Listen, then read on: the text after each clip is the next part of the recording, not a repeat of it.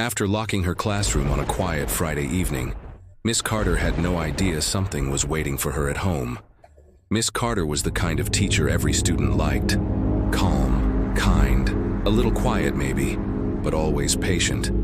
After school, on Fridays, she usually stayed late, grading papers and cleaning up her classroom. That evening was no different. She finally packed up and locked her classroom door.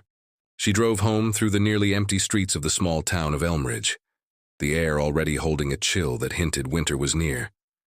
Her little house stood on the edge of a wooded area, quiet and secluded, exactly how she liked it. Once, inside she fed her cat, Muffin, made a cup of chamomile tea, and curled up on the couch with a mystery novel.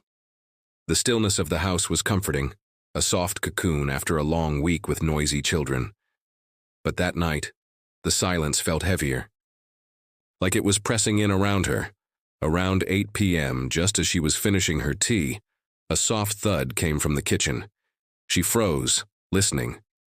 Muffin, curled up by the fireplace, didn't move, her brow furrowed. It could have been the wind. Or maybe something fell off the counter. She tiptoed into the kitchen. A glass had fallen and shattered on the floor. That was strange. She was sure she hadn't left anything near the edge. As she swept the shards into the bin, she couldn't shake. The feeling that something had shifted, as if the house had taken a breath.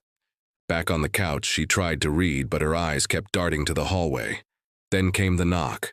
3 slow, deliberate knocks at the front door. She stood up too quickly, heart racing. She peeked through the curtain. No one. The porch, light flickered. The air outside looked unnaturally still. She opened the door a crack. Nothing. No wind. No kids running off laughing. Just that same heavy silence.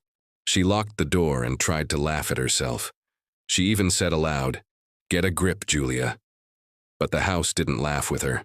By 9:30, the lights had begun to flicker. Her phone lost signal. Even the cat refused to leave its corner. Then came the whisper. At first, she thought it was the wind, but no, it was inside. It was behind her. It was saying her name. Miss Carter. She spun around. Nothing. She checked the bedrooms, the bathroom, every door, every window, all locked. But when she entered the bathroom, she stopped cold.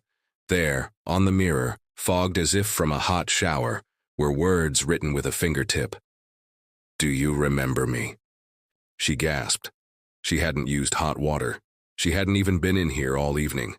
Grabbing her flashlight, she searched the house again. Every creak in the floor sent shivers up her spine.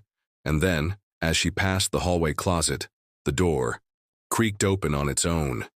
Inside, tucked in the back, was a box she didn't remember putting there. She opened it. Inside were old school records, files from her early years of teaching. Among them was a photograph. A little boy with dark eyes and a crooked smile. His name was scribbled on the back. Ethan, grade 2. She didn't recognize the name, but something about his eyes made her chest tighten. Suddenly she remembered. A rainy day, years ago. Ethan had stopped coming to school. She assumed the family had moved. No one ever spoke about him again. No one ever told her he was missing. At midnight, the power went out. The whispers grew louder, circling her like a storm. "You forgot me. You didn't look. Why didn't you help me?" She tried to scream, but her voice cracked in her throat. Books flew off shelves. The TV turned on and off. Shadows darted across the hallway. She saw a small shape, childlike, standing at the end of the corridor. "Ethan," she whispered. The figure turned. His eyes were hollow, his face pale and twisted. "You left me," he said, and vanished. Terrified, she locked herself in the bedroom. She could hear footsteps in the hallway, light and skipping, like a child playing. And then, a knock, right behind her, from inside the room, the closet. She didn't open it. She couldn't. She crawled into a corner, clutching her flashlight, and stayed there, trembling as the hours dragged by. At dawn, the house fell silent. She stepped out into the living room. Everything was back in place. No mess, no broken glass, no photo. Even Muffin stretched and yawned like nothing had happened. Miss Carter didn't tell anyone about that night. Not the police, not her co-workers. Who would believe her? But on Monday morning, when she entered her classroom, her blood ran cold. On the chalkboard, drawn in crayon, was a stick figure with sad eyes, and next to it, written in large, childlike letters, Miss Carter. I'm still here.